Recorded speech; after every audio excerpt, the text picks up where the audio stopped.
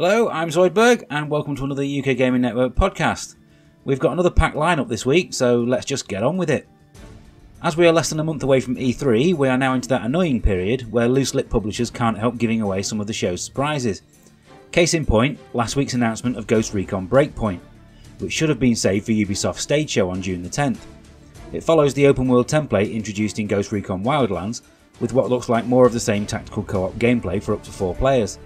The location this time is the island of Aura, which promises jungles, towns and snowy peaks to explore, and a few new features including player injuries and mobile camps that can be set up temporarily. Walking Dead and Punisher star Jon Bernthal has been cast as the game's antagonist, a former ghost gone rogue, and it looks exactly as you'd expect and is due for release on October the 4th for Xbox One, PS4 and PC. Ghost Recon Wildlands was, of course, the latest successful reboot of the Ghost Recon series. But as we all know, not all reboots are quite so lucky. Here are 5 other times publishers tried to rekindle a franchise and failed.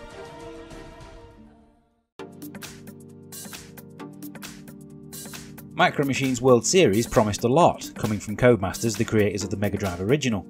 But sadly, they seem to have forgotten everything that made the old games great. What we want from a Micro Machines game is frantic gameplay and lots of inventive tracks. What we don't want is an online focus, virtually non-existent single player and loot boxes. Perhaps the most upsetting thing about the whole endeavour though is that in terms of presentation it gets everything spot on. They even hired Brian Blessed as the game's announcer, which was just perfect. The original Shadow of the Beast trilogy were more well known for their visuals than their gameplay, which should have made them a prime candidate for a reboot. Despite being a bold attempt to bring back the series, there are just too many elements of this new game that just didn't work. The combat was dull, and the sections where you are forced to fight large waves of enemies just became annoying. Visually it's decent, and the use of some of the original music is nice, but when the best thing about a reboot is the inclusion of the original game as an Easter egg, you know something hasn't worked.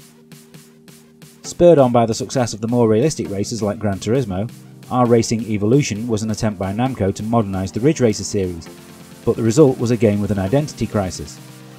Realistic cars and tracks looked decent enough, but they simply failed to mesh with the arcade leanings of the gameplay.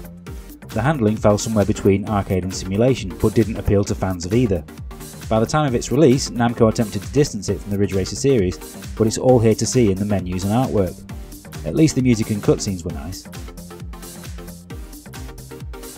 Final Fight Streetwise is the worst kind of reboot, owing virtually nothing to the arcade classic apart from the fact that you beat people up. The dark and gritty aesthetic is just not the thing that you associate with a series that brought us great characters like Mike Haggart and some truly fantastic 2D artwork.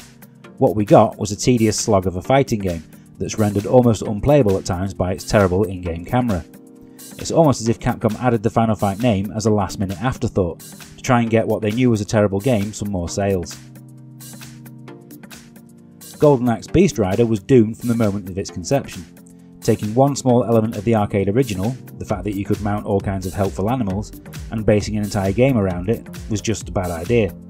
Of course, if the game was well made, then we could have overlooked such issues, but it's just a complete unplayable mess with rubbish combat. It's hard to imagine that anyone involved had played the original game, but they must have.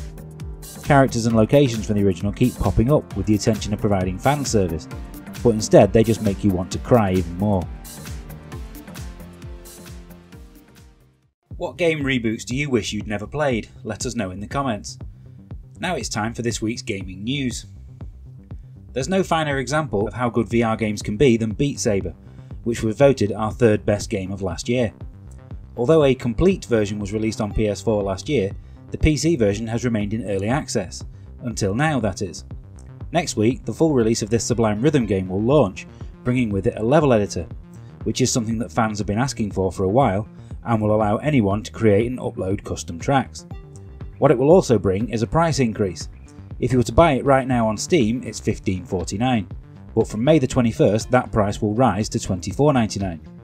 This type of increase when a game exits early access is sadly common, so our advice is to get it now.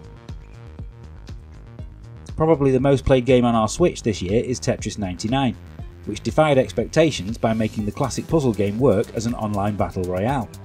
It was also free as long as you are a Nintendo Online subscriber, so it was perhaps inevitable that the first major DLC would have a price attached. What you get for your £9 is 2 new modes which are more aimed at the solo player. Marathon is your more traditional Tetris mode, challenging you to reach a set line limit as fast as possible, whereas CPU Battle lets you play a version of the regular 99 mode against CPU controlled bots instead of real people. Whether you think that's worth your money is up to you, but you'll definitely want to be playing the free version this weekend. Running from May 17th to the 20th is a Grand Prix event, where you can win a brand new skin for the game, making it look and hopefully sound exactly like the Game Boy original. All you have to do is earn 100 points over the course of the event, which shouldn't be too difficult as long as you're halfway decent at Tetris. After the success of the Crash and Spyro remakes, the latest series heading back to PlayStation is Medieval. We've known that this remake is coming for a while thanks to the trailer at last year's E3, but now we have a release date and a price too. First released on the PS1 back in 1998, this was a good looking but disappointing platformer inspired by the looks of The Nightmare Before Christmas. It will be receiving the 4K facelift that you would expect, but hopefully the developers will also be fixing the issues with the controls and the camera. The new version of Medieval will be out just in time for Halloween on October 25th, and is available as either a standard edition for $24.99 or a deluxe edition including a digital art book, soundtrack and a theme for £10 more. As we continue to wait patiently for our rental copy of Days Gone, there were still a few new games that we did manage to play this week. Starting with ID Software's Rage 2, which has been on my wish list long before it was actually announced. The original Rage, released back in 2011, is a bit of an underappreciated gem, with gamers inexplicably opting to buy bland shooters like Battlefield 3 or Modern Warfare 3 instead. Like the first, Rage 2 is a post-apocalyptic first-person shooter set in a massive open world. This time it's being co-developed by Avalanche Studios, more well known for the Just Cause series, although in this instance saying that they made the Mad Max game is more relevant, as there are times when it seems eerily similar, especially in the disappointing driving sections. Fortunately, the combat itself is up to the usual high standards that you'd expect from ID Software, being fast, brutal and fun. The arsenal at your disposal is fabulously inventive, giving you plenty of options in battle. If it's ultimately mildly disappointing, the world could definitely do with more things to do in it. There are definitely more than enough high points to recommend that you buy it. For A Plague Tale, developers Asobo Studios stated that they wanted to make an emotional adventure alongside the likes of The Last of Us or Brothers, and to a certain degree they have succeeded. Naughty Dog's survival classic is the title that frequently comes to mind, as the central character survives a devastating event and ends up protecting a younger, more vulnerable sibling. The production levels are high throughout, with some impressive visual flourishes, especially the swarms of rats that you'll encounter, but the stealth never feels quite as satisfying as you'd want it to. We'd recommend that you play it with the original French language enabled and English subtitles, as the quality of the accents occasionally breaks the immersion, but on the whole it's well worth a look.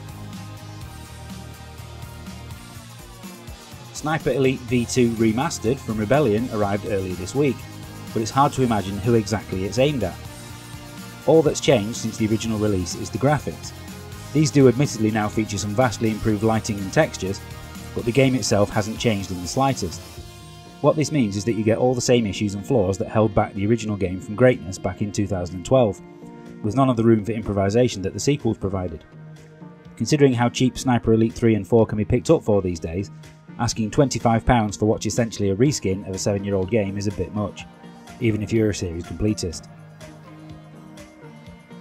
Finally, out today is Konami's Castlevania collection, the latest offering to celebrate the company's 50th anniversary.